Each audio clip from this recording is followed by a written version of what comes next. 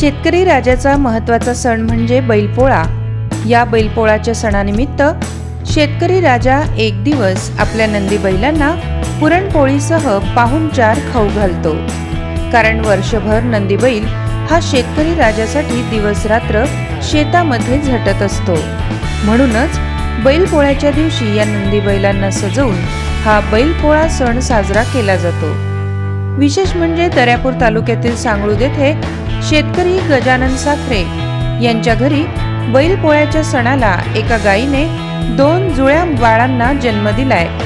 बैलपोळ्याच्या दिवशी 2 बाळांना जन्म दिल्याने संपूर्ण गावातील नागरिकांनी पाहण्यासाठी एकच गर्दी केली होती।